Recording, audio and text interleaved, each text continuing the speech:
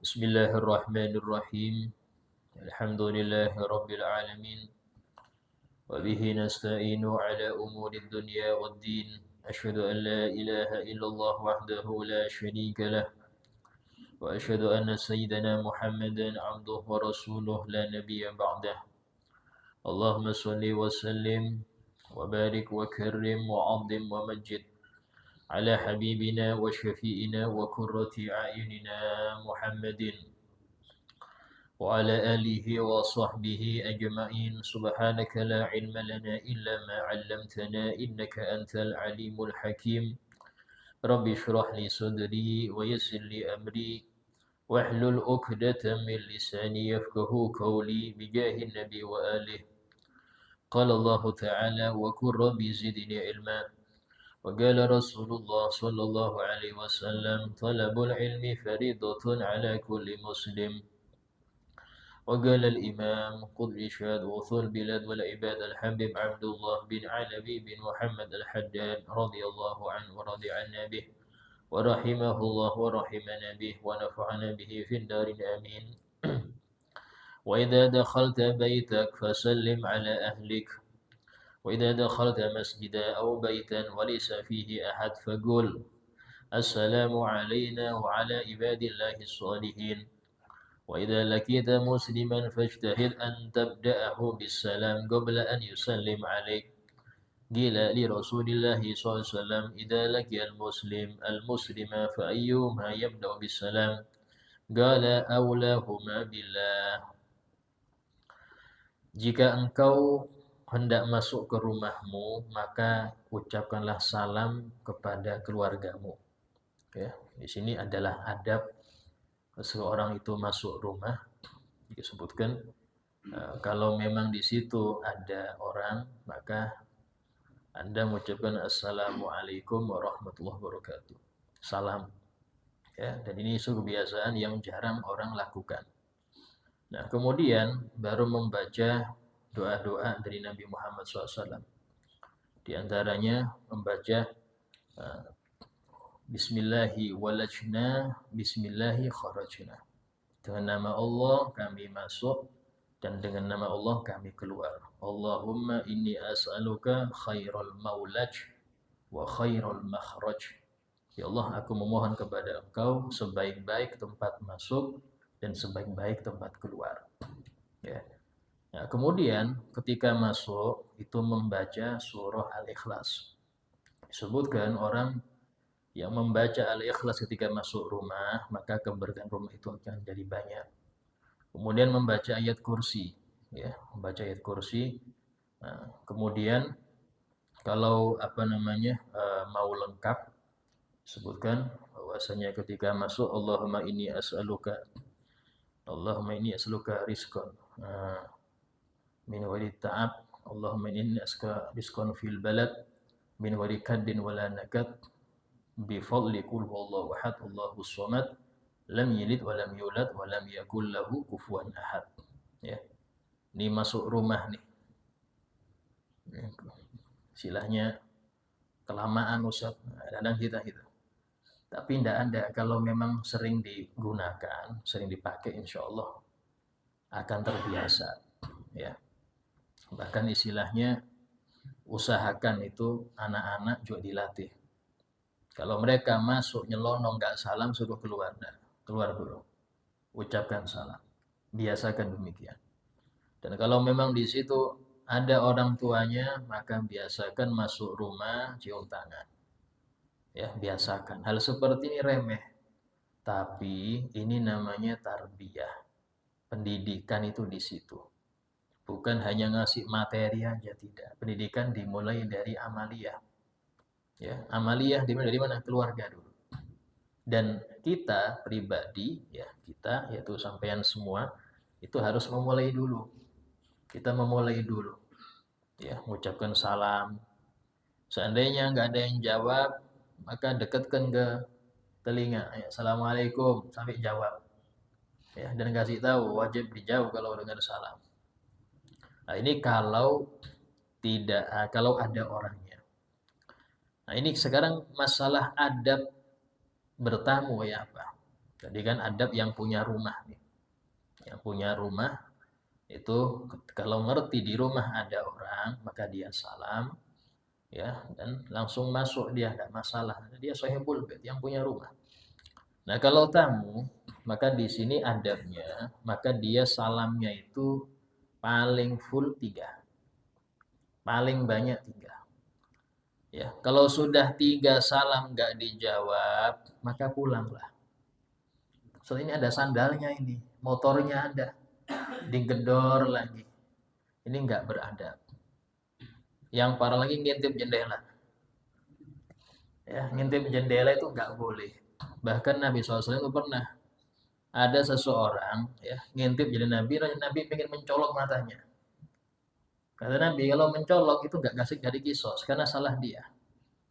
Jadi kalau ada orang ngintip dalam rumah terus kemudian ada yang mencolok, ada yang nyiram, ada yang ini, dia nggak salah. Yang salah kenapa dia ngintip? Karena adab tamu itu dalam Al-Qur'an ya, waqtul buyuta min abwabiha. Datangilah rumah itu dari pintunya, bukan dari jendela, apalagi dari atas. Ya, dari pintunya. Mana pintunya? Depan sudah. Kalau memang ini orangnya Ustaz ada, ya berarti dia tidak mau diganggu. Dia nggak mau diganggu, lagi ada kesibukan. Mungkin ada sesuatu yang nggak mencegah dia untuk keluar bilang, ini kalau diiyakan langsung duduk nih. Duduk lama lagi nih. Sehingga dia nggak mau keluar, biarkan aja. Itu adab dia. Adab Anda sebagai tamu, ya, ya sudah, keluar, pulang. Kalau memang sudah nggak ada, 3 kali salam, saya pulang. Nah, ini adab tamu, ya. Mau itu orangnya ada nggak ada urusannya. Nah, terus kemudian di dalam kita ngetok pintu, jangan depan dia. Jangan depan pintu, jangan. Kenapa? Khawatir pas dibuka kita ngerti isi dalamnya. Dan itu auratnya. Di dalam rumah itu aurat orang yang punya. Sehingga kalau ngetok pintu kita ke samping. Nah ini pintunya. Kita di samping sini ngetok. Sehingga ketika dia buka kita nggak tahu isi dalam rumah. Kalau kita di sini kita ngerti dalamnya. Nah, dia sebenarnya belum nutup tirai, belum ini. Ya, sehingga nggak baik. Nah, seperti ini. Ya. Nah kemudian kalau memang diizinkan masuk, masuklah. Dan jangan sampai Anda keluar daripada batas ruang tamu. Ada ruang tamu itu kenapa? Karena memang tamu di situ batasnya. Jangan masuk langsung ke dapur situ. Ada kenal saja, Ustaz, santai aja. Ke dapur, padahal bisa jadi ada istrinya yang belum siap memakai pakaian, ya.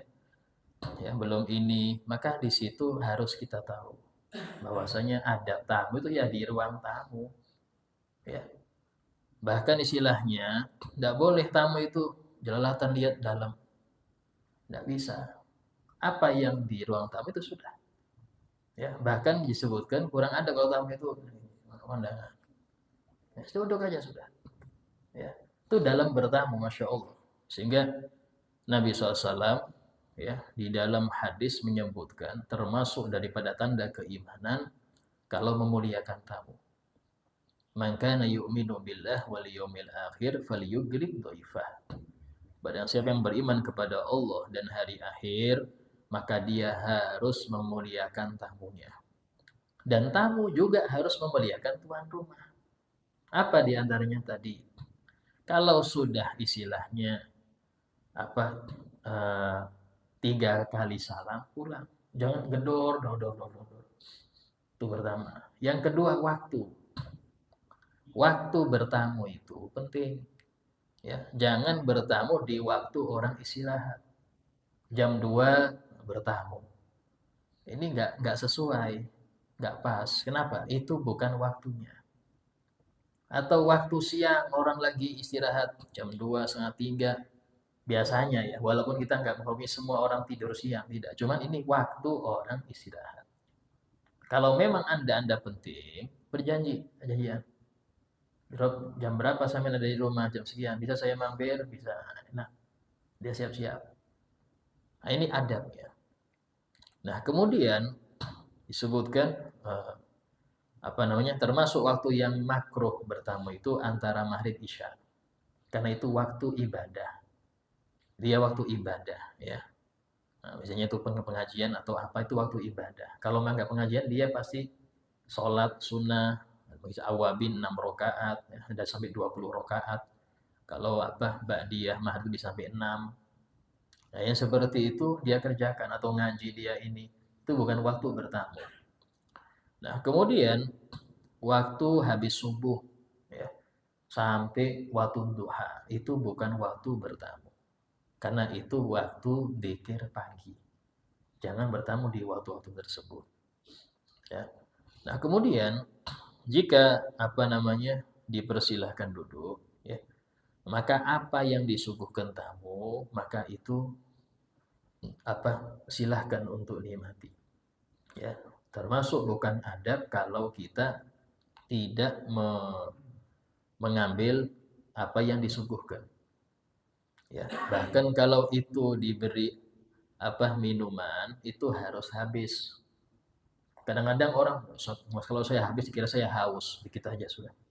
Masalahnya yang minum barokah Anda siapa? Kalau Anda saya belum barokah enggak apa-apa. Kadang-kadang kasih minum teh, minum 2, jadi kok taruh sudah. Ya minum sisa Anda siapa? Pasti dibuang. Dan itu mubadir. Ya, ini disebut itu habiskan. Kalau memang Anda nggak mau minum atau sudah nggak haus, nggak usah diminum. Bisa jadi sama Faibul Bed, ya sudah disimpan atau atau diminum anaknya. Ini diminum 2 sendok taruh. Nah, kalau memang itu dikasih gelas aqua atau apa, nggak habis bawa. Kalau nggak habis bawa, ya. Nah, kalau gelas yang dibawa repot nanti izin dulu. Nah, kemudian suguhan yang di situ cuma kue atau apa itu akadnya ibahah. Ibahah itu apa sih Ustaz? Itu dihalalkan oleh yang punya rumah selama Anda di situ. Mau sampean 1 piring habis nggak apa-apa. Setoples habis nggak apa-apa. Tapi bawa kentongan jangan. Ya, ini mumpung bawa kentongan taruhnya. Nggak boleh. Kenapa? Karena itu ibahah. Ini kan hukumnya halal Ustaz. Iya halal dimakan di tempat. Bukan halal Anda bawa pulang. Ini bukan sodakoh itu ya. Ini bedanya. Ya kalau yang dijamu untuk tamu itu bukan sodakoh, tapi itu ibahah. Ibahah itu apa? Yang dihidangkan, dimakan di situ. Mau sampai kenyang, sampai habis tidak apa-apa. Namanya juga dihidangkan. Tapi kalau Anda taruh kentongan, ini nggak boleh kecuali seizin sohibul bed. Atau yang punya rumah tahu membawa dulu. Tuh anak-anak dibawakan, ya silahkan. Itu sodako. Tapi kalau tidak, ya. Nah, kemudian adabnya lagi tidak berlama-lama. Nggak berlama-lama. Kadang-kadang suntuk di rumah. Wis bertamu situ sampai sejam 2 jam. Ya, nggak tahu ini orang yang punya rumah ada hajat mau keluar urusan. Wis yang penting saya punya teman ngobrol. Nah, ini nggak baik. Ya, memang disebutkan dalam hadis manzaro akhon lahu fillah syayatul malaika hatta tusbih. Barang siapa yang menziarahi, yang mengunjungi saudaranya karena Allah. Mengunjunginya karena Allah. Kenapa? Ya karena saya pengen kangen, pengen nasihat, pengen ini, pengen tahu hajat dia, ini. Maka dia kalau karena Allah keluar dari rumah itu dikawal malaikat. Syayatul malaikat kata Nabi. Bahkan malaikat mengatakan tibta wati wataba mamsyak.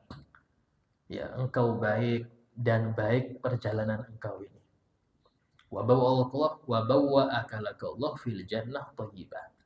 Dan Allah akan menyiapkan untuk engkau di surga tempat yang baik. Ini kalau ngunjungin karena Allah. Karena banyak orang kadang-kadang ke sini karena politik lah, karena ini macam-macam, karena bisnis, karena ini. Nah, kalau karena Allah, maka di sini pahala besar. Ya. Sehingga disebutkan oleh Allah Ta'ala dalam hadis qudsi, wajabat mahabbati. Berhak dapat cintaku. Wajabat mahabbati. Siapa? Al-mutahabbina fiyya, orang yang saling cinta karena aku. Wal mutazawirina fiyya, orang yang saling mengunjungi karena aku. Saling mengunjungi karena aku, bukan karena apa-apa, bukan karena bisnis, karena politik, karena ini enggak, tapi karena aku. Maka dia berhak dapat cintaku. Di sini banyak para salaf itu saling mengunjungi. Ya, kenapa? Karena mencari daripada cintanya Allah itu. Ya. Nah, kalau seandainya Anda masuk rumah Anda, dan Anda yang megang kunci. Artinya megang kunci di situ nggak ada orang lain kecuali Anda. Maka di sini bagaimana salamnya? Mengucapkan assalamu alayka ayyuhan nabi wa rahmatullahi wa barakatuh. Assalamu alayna wa ala ibadillahi sholihin. Karena nggak ada orang kecuali Anda. Maka baca itu. Ya, assalamu alayka ayyuhan nabi wa rahmatullahi. Assalamu alayna wa ala ibadillahi sholihin. Baru baca al-ikhlas. Baru membaca ayat kursi dan membaca doa yang dari Nabi. Allahumma inni as'aluka khairul maulaj wa khairul makhraj. Bismillahi walajna, bismillahi kharajna. Ya. Agak panjang Ustaz ya. Ya seperti itulah ya. Nah, kalau keluar rumah, maka secara umum mau keluar kemanapun, ke tempat ibadah, ke pasar, ke kebun, ke kantor, atau mau olahraga, yang penting keluar rumah itu ya sunnahnya pertama baca bismillah, amantu billah, wa'tasamtu billah, tawakkaltu 'ala Allah, la haula wala quwwata illa billah. Itu kalau yang lengkap nih. Kalau yang normal yang biasa, bismillahi tawakkaltu 'ala Allah, la haula wala quwwata illa billah. Itu anak TK Pak, hafal semua itu. Berarti kalau sudah orang-orang tua tidak tahu hafal apa enggak.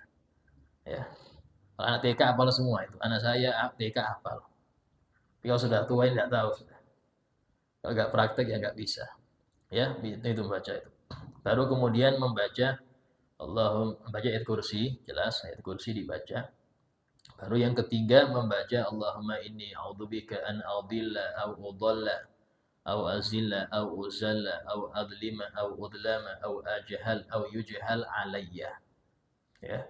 Ini agak panjang. Ya, baru kemudian kalau dia keluarnya berkendara, maka baca doa berkendara. Ya, subhanalladzi sakhkhara lana hada wa ma kunna lahu muqrinin wa inna ila rabbina lamunqalibun. Ini kalau Anda keluar hanya di sebatas kota, dalam kota. Kalau keluarnya mau keluar kota, sunnah sholat safar dulu 2 rakaat. Usolli safar rakaat ini. Ya, baru kemudian doanya lebih panjang, doa safar dari Nabi. Nabi ada doa safar itu kalau disebutkan di kitab-kitab sunan ya, ada sunan Turmudi, ada sunan Abi Dawud, ada, silahkan dicek situ doa safar. Itu membaca Allahu akbar subhanalladzi sakhkhara hada wa ma kunna lahu muqrinin wa inna ila rabbina lamunqalibun. Allahumma inni as'aluka fi safarina hada albirra wa taqwa min al-amali ma tarda. Allahumma hawwin 'alaina fi safarina hada wa twi 'anna bu'dah. Allahumma antas sahib fi safar wal khalifah fil ahl. Allahumma inni a'udzubika min wa'atha'is safar wa kal mandar wa sul munqalab fil mali wal ahli wal walad. Ya.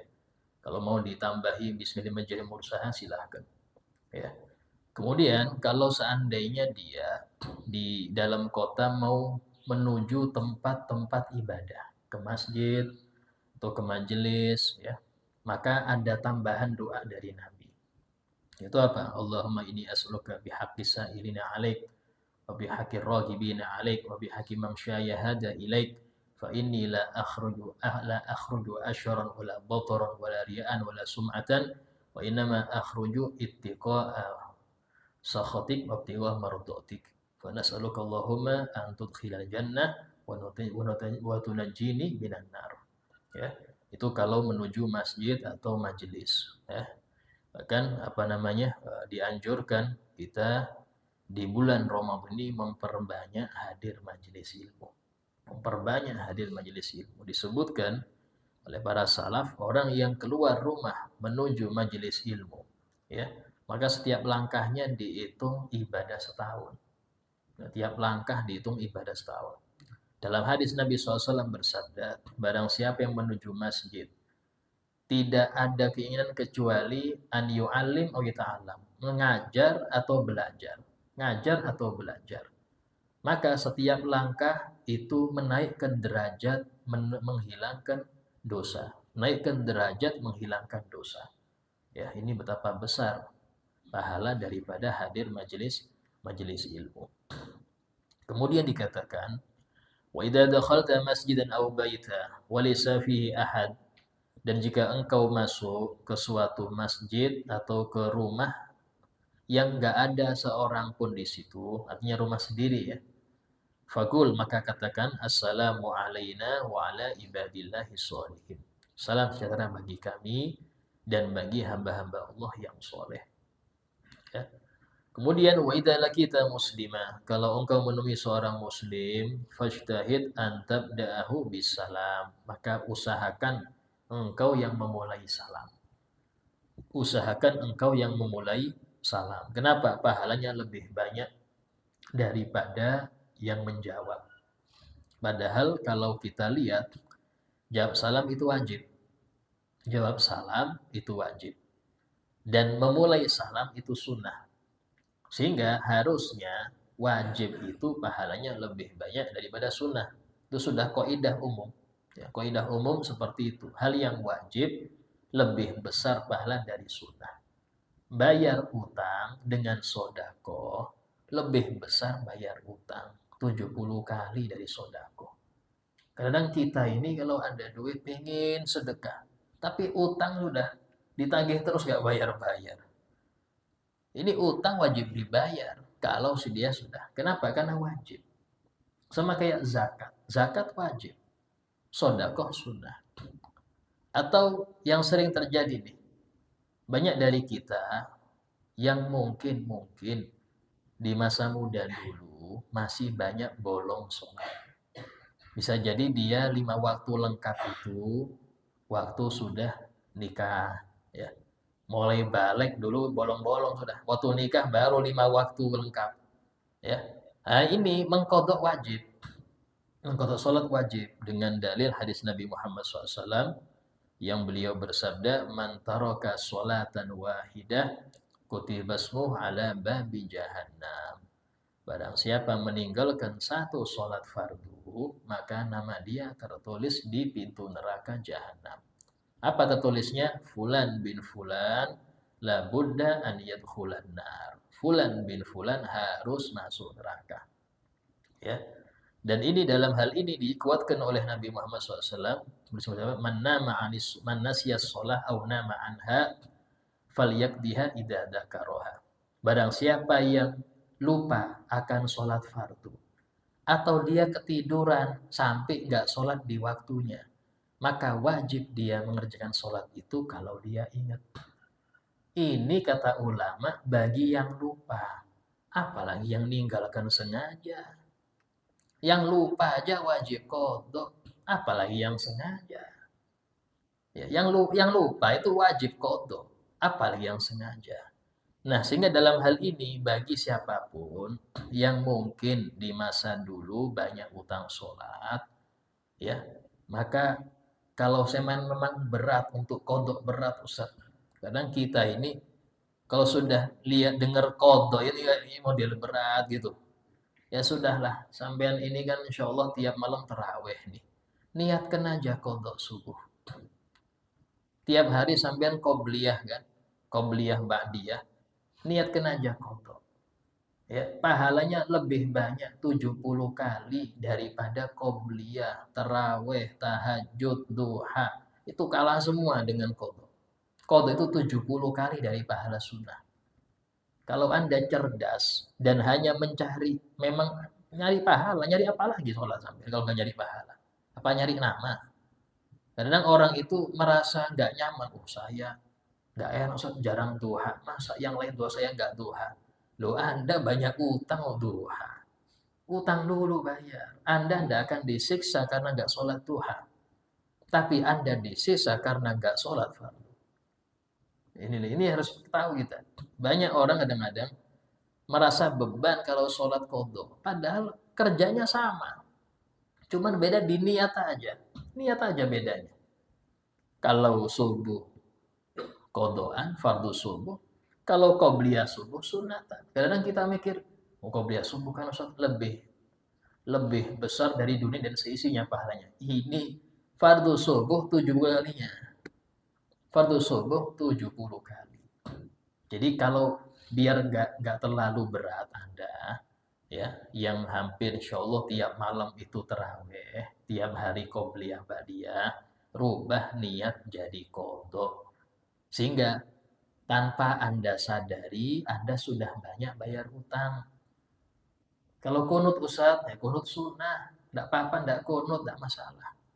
Anda kalau kunut kan malu nanti. Allah nggak malu ini. Dilihat orang, ini qadha subuh berarti. Nggak usah kunut sudah. Mau sunnah juga kok. Yang penting, Anda nggak ada utang di hadapan Allah. Gitu. Ya kan tobat sudah beres, sudah tobat. Nah ini yang banyak nggak dipahami orang nih. Tobat dari dosa itu ada dua. Ada tobat dari dosa mengerjakan yang haram. Tobat dari judi, dari khomer, dari zina, ya, mengerjakan yang haram. Itu cukup dia berhenti, menyesal, dan janji tidak akan ngulangin lagi. Tapi ada tobat dari dosa meninggalkan yang wajib. Dosa itu bukan cuma mengerjakan yang haram. Dosa itu meninggalkan yang wajib juga dosa. Maka di sini tobatnya bukan cuma istighfar, tapi apa? Bayar utang. Karena kewajiban itu harus dikerjakan. Berapa lama Anda nggak sholat? Itu tobatnya ya nyaur, bayari. Berapa lama nggak Ramadan, nggak puasa Ramadan? Bayarin. Bukan tobat yang penting sudah istighfar nggak cukup. Karena dosa dia bukan dosa mengerjakan yang haram. Dosa dia meninggalkan yang wajib. Nah, ini yang harus diketahui. Karena banyak orang nggak paham urusan tobat ini kayak apa. Ya. Nah, kemudian dikatakan kembali ke pembahasan, kecuali diantaranya adalah salam. Salam itu, jawab salam wajib, memulai salam sunnah. Tapi pahala memulai salam lebih besar daripada menjawab salam. Karena itulah hendaknya engkau berusaha, kata beliau, untuk memulai salam dulu. Pertama, untuk meraih pahala besar. Yang kedua, bentuk tawadhu. Bentuk tawadhu itu kalau Anda salam dulu. Kadang ada orang nih, ada temennya lewat, ya pura-pura nggak lihat. Assalamualaikum, waalaikumsalam. Biar dia dulu disalami. Tawadhunya itu Anda salam dulu. Berarti Anda menurunkan level Anda nih. Tidak apa-apa, saya turun level, saya salam dulu. Ya, sehingga ini bentuk tawadhu. Kadang gengsi, ngapain saya salam dulu biar dia aja salam. Jangan, Anda tawadhu dulu, salam dulu. Karena pahalanya lebih besar. Ya.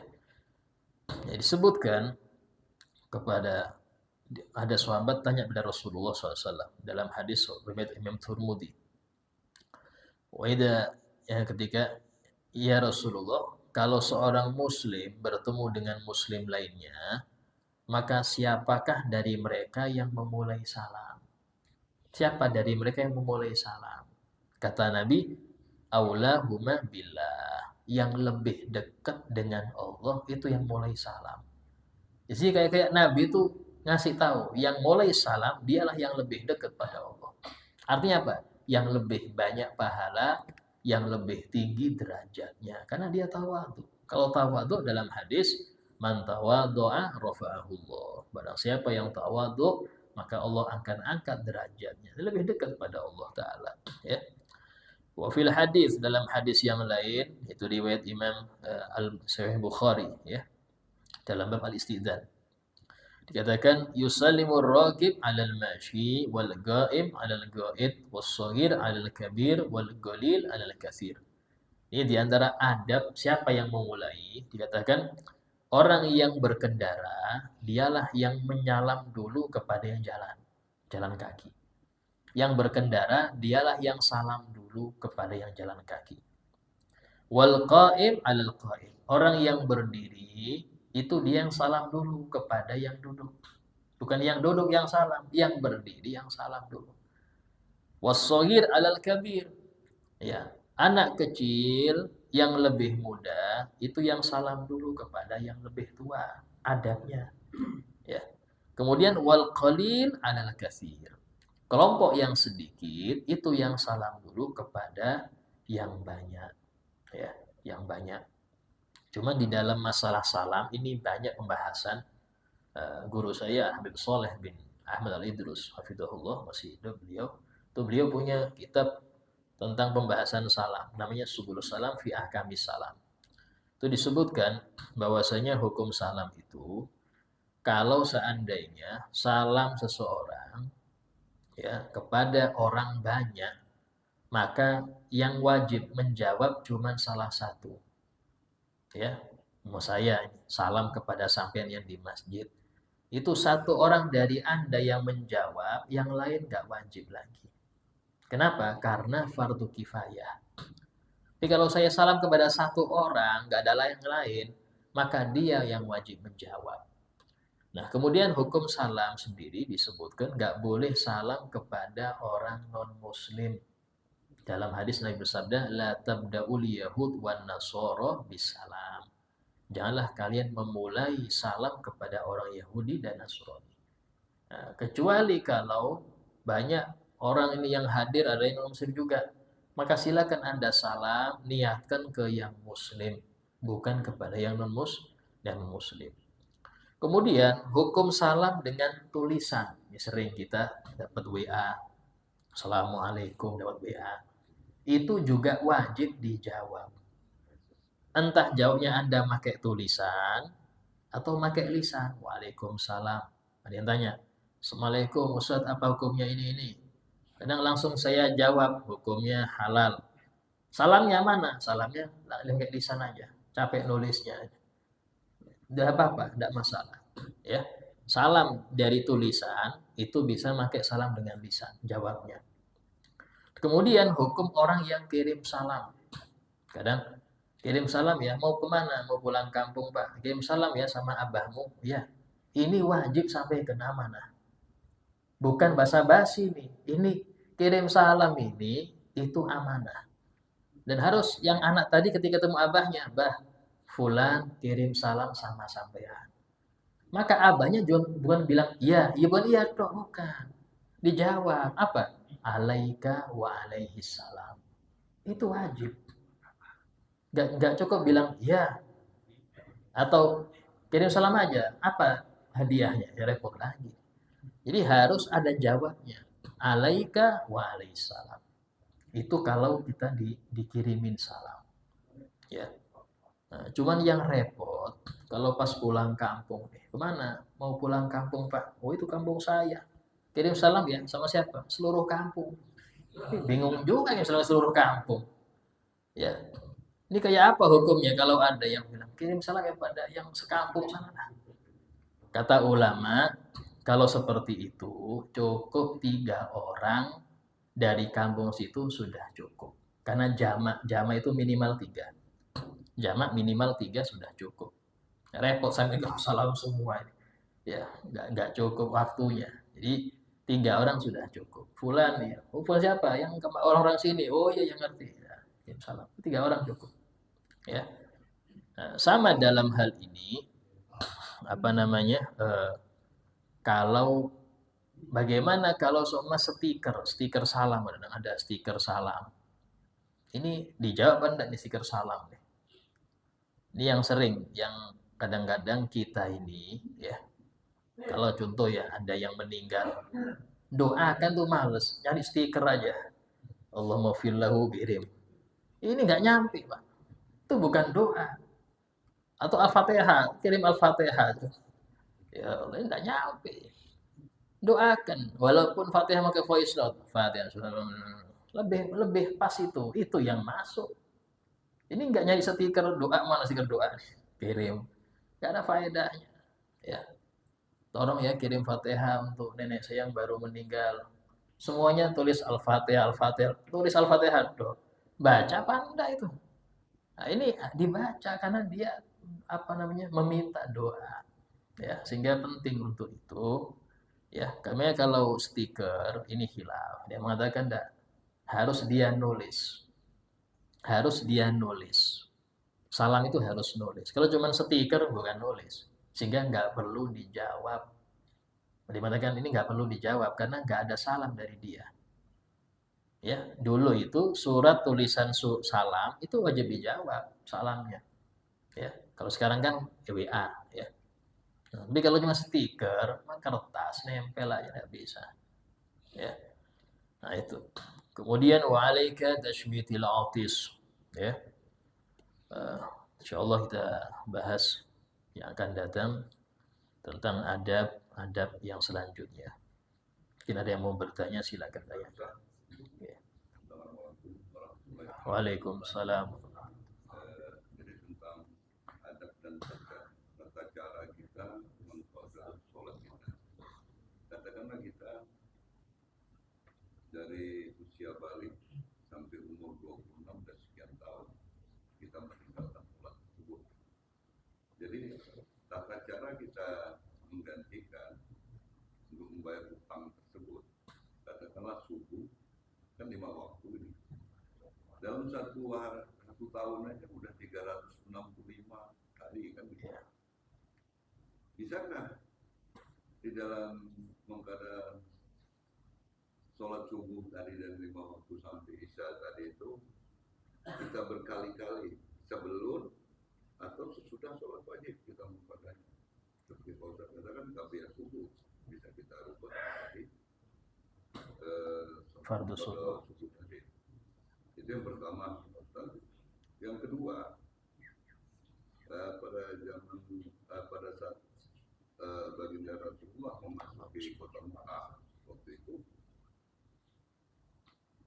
dia ada satu amat jadi yang mengatakan baginda Rasulullah itu untuk peperangan. Maka turunlah surat yaitu Al-Fa, kemenangan. Bisakah sesudah kita membaca doa berbuka, kita membaca doa itu kayak 1, 2, dan 3 tambah. Iya. Nah, yang pertama, qadha itu ada 2 ya. Ada mengqadha sholat yang tidak sengaja ditinggalkan.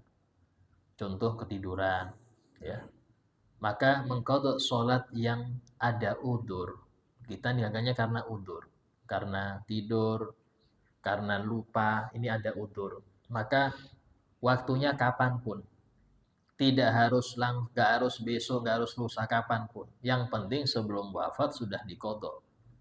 Masalahnya kita nggak tahu umur itu. Sehingga lebih baik ya segera. Cuman nggak wajib. Segera itu nggak wajib. Tapi qadha tetap. Ya. Dan kalau memang itu banyak, mungkin dia tidurnya kayak Ashabul Kahfi ya. 2 hari tidur itu. Makanya seperti ini ya, itu tidak wajib untuk urut, nggak wajib berurutan. Dia mau subuh 2 dulu, nanti maghrib, baru nanti asarnya, dia terserah. Kenapa? Karena ditinggalkan secara udzur. Tapi kalau meninggalkan yang nggak ada udzur alias sengaja, dan ini kebanyakan sengaja, maka wajib cepat-cepat, wajib sesegera mungkin. Bahkan kata ulama, ya kalau yang muktamad nih, nggak boleh sholat sunnah. Ya. Kenapa? Ya karena dia punya utang. Kenapa dia sholat sunnah kalau bisa sholat? Kalau dia memang bisa sholat, ngapain sunnah? Ada yang wajib. Sama seperti kayak model maaf, saya kasih contoh. Orang ini nggak punya pakaian, telanjang. Punya 1 kain, dapat 1 kain. Jangan dipakai sorban ini. Tutupin bawah. Karena yang urgent. Paham di sini? Kalau Anda ada waktu sholat, gunakan waktunya itu untuk qadha semua. Sehingga dalam muktamad madzhab Syafi'i itu nggak boleh sholat sunnah bagi orang yang punya hutang sholat yang ditinggalkan dengan sengaja. Waktunya semua dipakai qadha semua.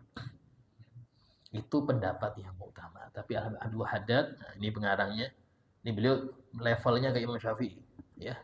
Beliau zamannya setelahnya jauh, tapi kealimannya itu seperti imam yang 4, saking alimnya.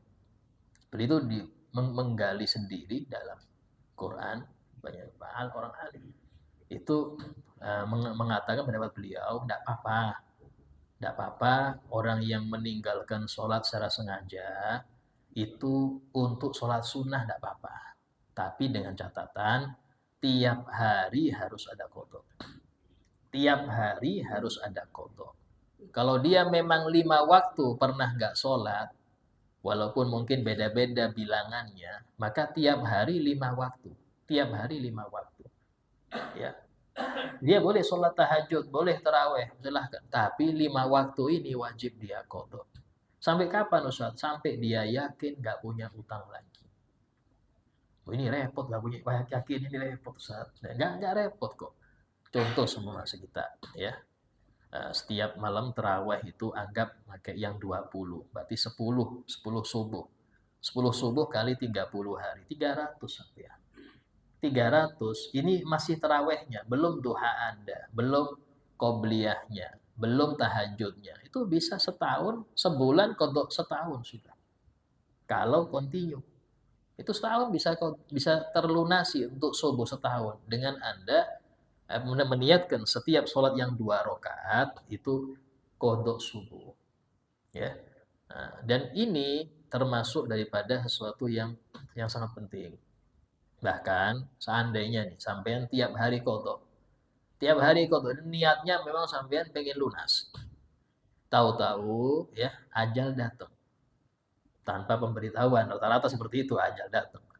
Ya, sementara utang banyak, itu Allah lunasi.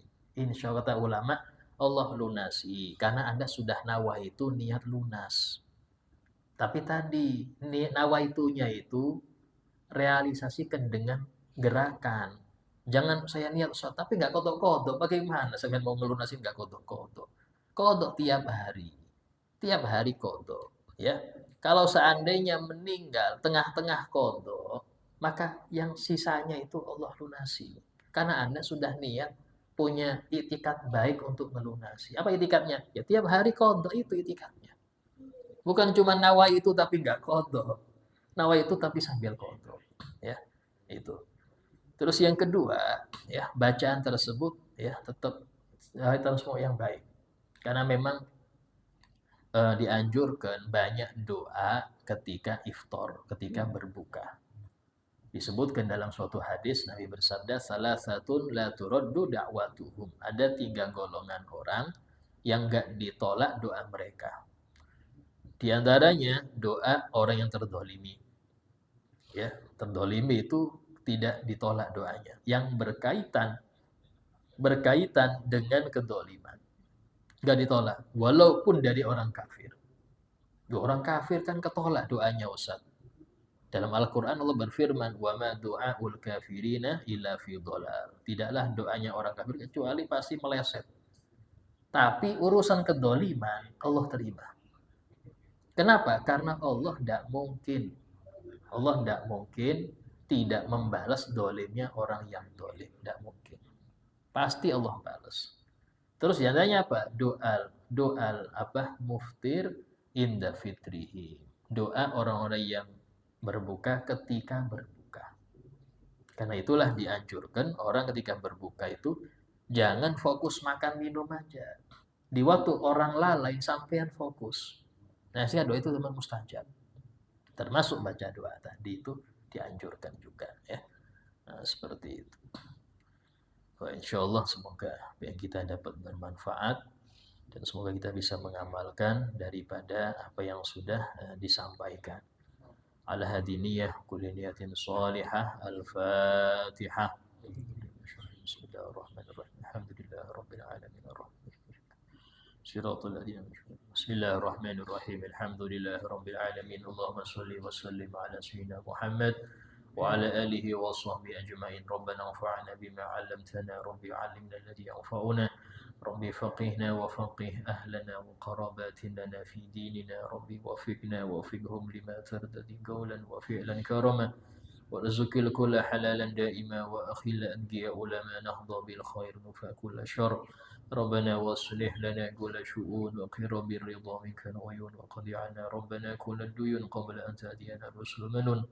ربنا آتنا في الدنيا حسنة وفي الآخرة حسنة وقنا عذاب النار وصلى الله على سيدنا محمد لله رب العالمين. السلام عليكم ورحمة الله. إن الله ملائكته